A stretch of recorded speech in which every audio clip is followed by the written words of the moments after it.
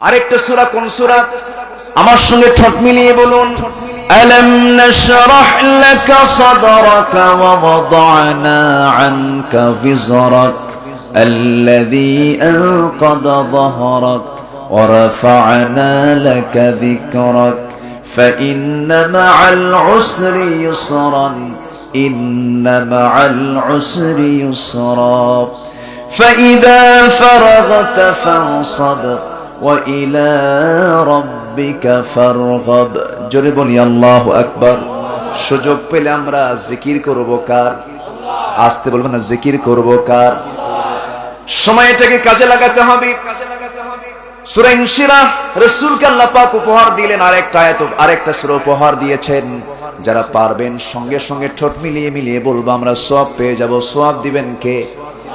ছোট্ট সূরা, আমার আপনার ঘরের সূরা, ঠোঁটের সূরা, ছোট্ট সূরা হলেও হবে কি অত্যন্ত দামি সূরা। সবাই আমার সঙ্গে ঠোঁট মিলিয়ে বলুন, ইন্না আ'তাইনাকাল কাউসার ফাসাল্লি লিরাব্বিকা ওয়ানহার ইন্না শানিআকা হুয়াল আবতার।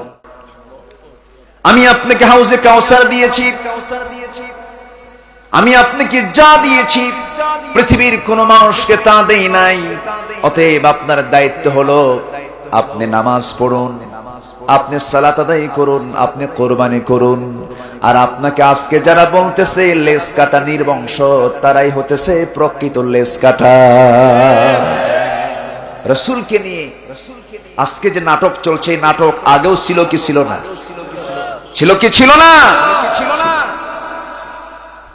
রাসূলকে আল্লাহ পাক সান্ত্বনা দিয়েছেন, হে রাসূল, আমি আপনাকে হাউজে কাউসার দান করেছি।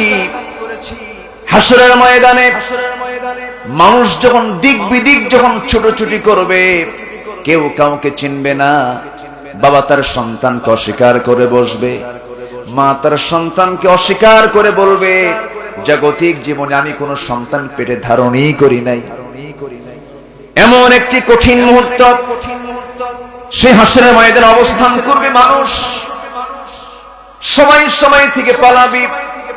আল্লাহ রাব্বুল আলামিন সেই দৃশ্য সুন্দর করে তুলে ধরে বলছেন, ইয়াউমা ইয়াফিরুল মারউ মিন আখিহি ওয়া উম্মিহি ওয়া আবিহি ওয়া সাহিবাতিহি ওয়া বানিহি।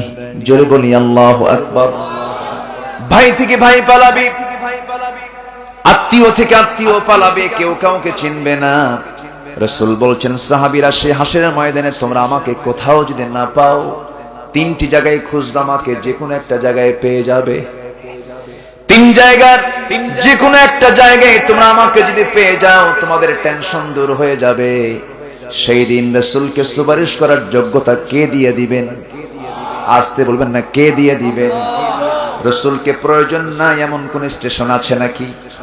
দুনিয়াতেও দরকার, কবরেও, হাশরেও, মিজানেও, পুলসিরাতে, সব জায়গায় দরকার থাকে। আমার নবীজি সাহাবায়ে কেরাম কি কাদা কাদা কণ্ঠে বলছেন, সাহাবীরা, হাশরের ময়দানে তোমরা আমাকে কোথাও যদি না পাও, তিন জায়গার যে কোনো এক জায়গায় তালাশ করবে। নাম্বার 1 হলো, সাহাবীরা আমাকে খুঁজবে তোমরা পুলসিরাতে, যদি না পাও তোমরা আমাকে খোঁজার জন্য যাবে মিজানে, তাতেও যদি না পাও, আমার 3 নাম্বার জায়গা হলো, আমাকে তোমরা অবশ্যই হাউজে কাউসারে পেয়ে যাবে। হাউজে কাউসার কাউকে দেওয়া হয় নাই।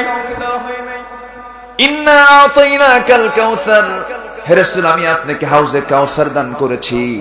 সে হাউজে কাউসার থেকে জান্নাতের পেয়ালা দিয়া আমার বরকতি হাতে তোমার মুখে যখন হাউজে কাউসার থেকে পানি তুলে দেব, পান করায় দেব, জনমের মতো তৃষ্ণা নিবারণ হয়ে যাবে, জীবনের শক্তি ফিরে পাবে।